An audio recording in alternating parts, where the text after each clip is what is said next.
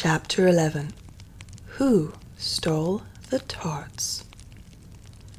The King and Queen of Hearts were seated on their throne when they arrived, with a great crowd assembled about them, all sorts of little birds and beasts, as well as the whole pack of cards. The knave was standing before them in chains, with a soldier on each side to guard him, and near the king was the white rabbit, with a trumpet in one hand and a scroll of parchment in the other. In the very middle of the court was a table, with a large dish of tarts upon it. They looked so good that it made Alice quite hungry to look at them. I wish they'd get the trial done, she thought, and hand round the refreshments. But there seemed to be no chance of this, so she began looking at everything about her to pass away the time. Alice had never been in a court of justice before, but she had read about them in books, and she was quite pleased to find that she knew the name of nearly everything there. "That's the judge," she said to herself, because of his great wig. The judge, by the way, was the king, and as he wore his crown over the wig, he did not look at all comfortable, and it was certainly not becoming. "And that's the jury box," thought Alice, "and those 12 creatures," she was obliged to say creatures, you see, because some of them were animals and some were birds. "I suppose they are the jurors." She said this last word 2 or 3 times over to herself, being rather proud of it, for she thought, and rightly too, that very few little girls of her age knew the meaning of it at all. However, jurymen would have done just as well. The 12 jurors were all writing very busily on slates. "What are they doing?" Alice whispered to the Griffin. "They can't have anything to put down yet, before the trial's begun." "They're putting down their names," the Griffin whispered in reply, "for fear they should forget them before the end of the trial." "Stupid things," Alice began in a loud, indignant voice, but she stopped hastily, for the white rabbit cried out, "Silence in the court," and the king put on his spectacles and looked anxiously round to make out who was talking. Alice could see, as well as if she were looking over their shoulders, that all the jurors were writing down "stupid things" on their slates, and she could even make out that one of them didn't know how to spell stupid, and that he had to ask his neighbour to tell him. "A nice muddle their slates will be in before the trial's over," thought Alice. One of the jurors had a pencil that squeaked.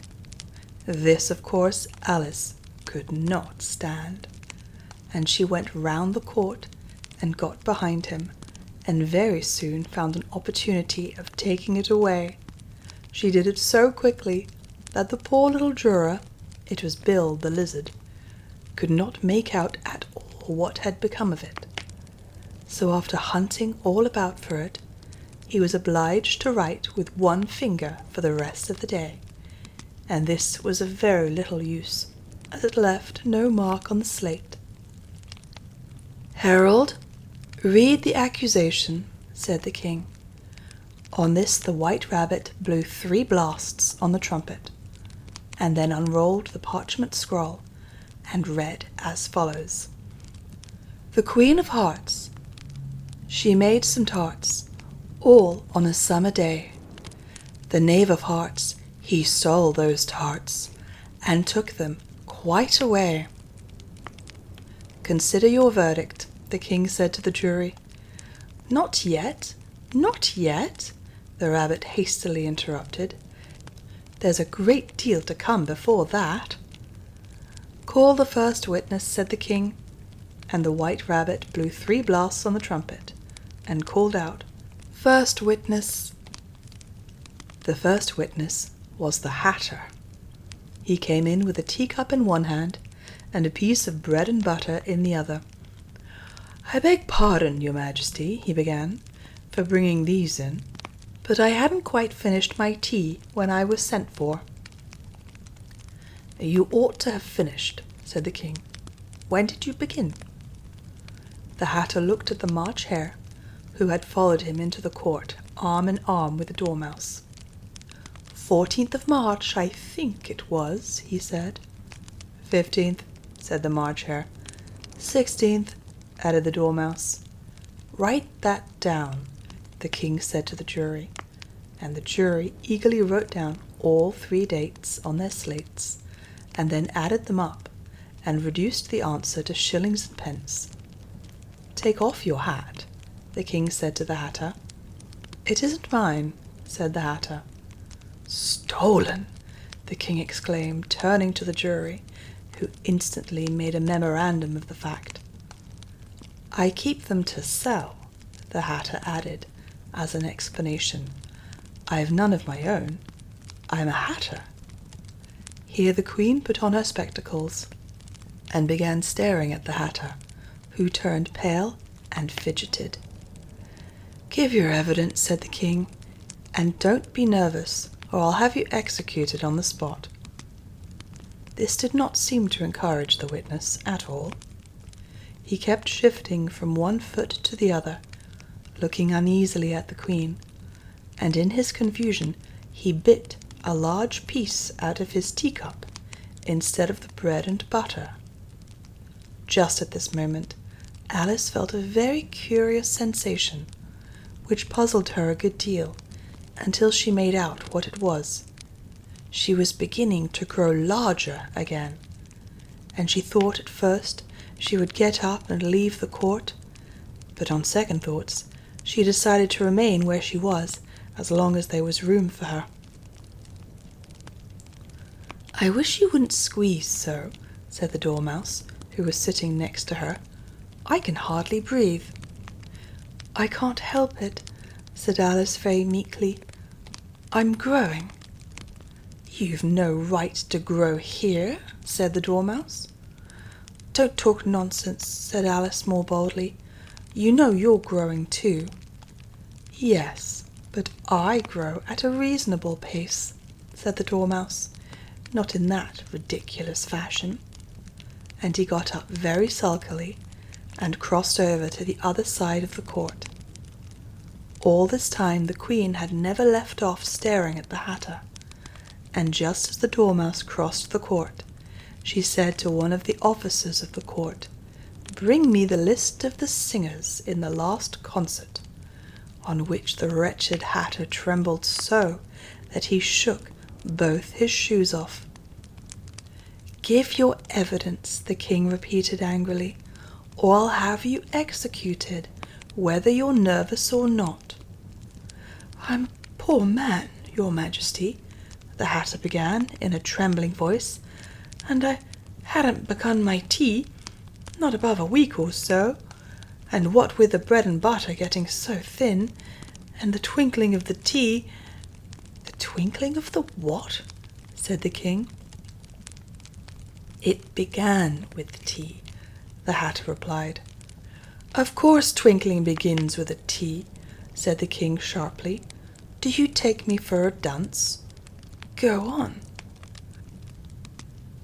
"I'm a poor man," the Hatter went on, "and most things twinkled after that. Only the March Hare said—" "I didn't," the March Hare interrupted in a great hurry. "You did," said the Hatter. "I deny it," said the March Hare. "He denies it," said the king. "Leave out that part."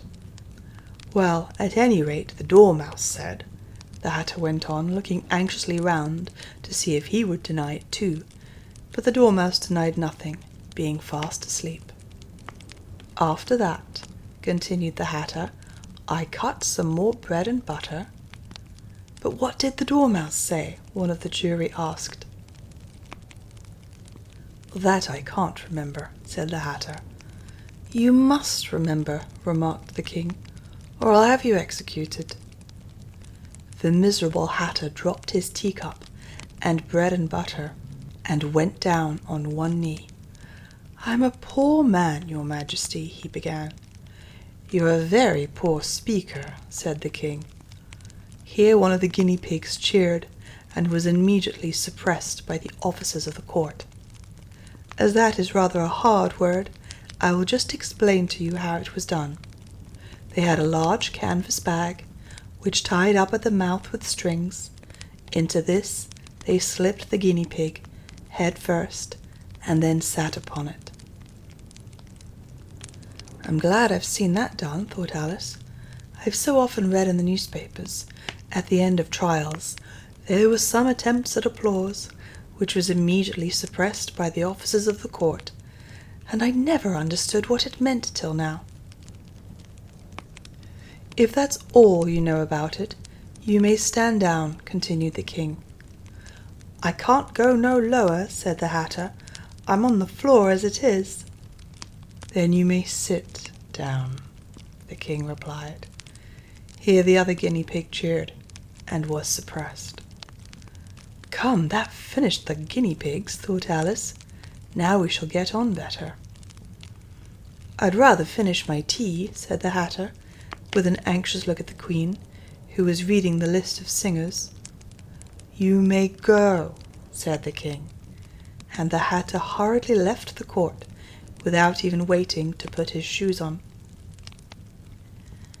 "And just take his head off outside," the queen added to one of the officers, but the Hatter was out of sight before the officer could get to the door. "Call the next witness," said the king. The next witness was the Duchess's cook. She carried the pepper box in her hand, and Alice guessed who it was, even before she got into the court, by the way the people near the door began sneezing all at once. "Give your evidence," said the king. "Shan't," said the cook.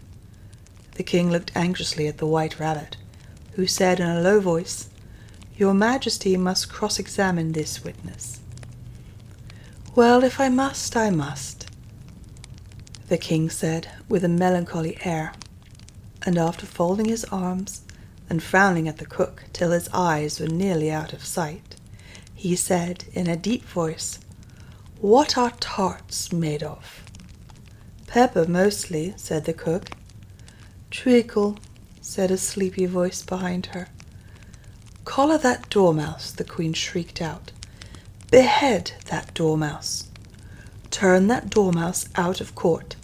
Suppress him. Pinch him. Off with his whiskers." For some minutes the whole court was in confusion, getting the dormouse turned out, and by the time they had settled down again, the cook had disappeared. "Never mind," said the king, with an air of great relief. "Call the next witness." And he added in an undertone to the queen, "Really, my dear, you must cross-examine the next witness. It quite makes my forehead ache." Alice watched the White Rabbit as he fumbled over the list, feeling very curious to see what the next witness would be like. "For they haven't got much evidence yet," she said to herself. Imagine her surprise when the White Rabbit read out, at the top of his shrill little voice, the name Alice.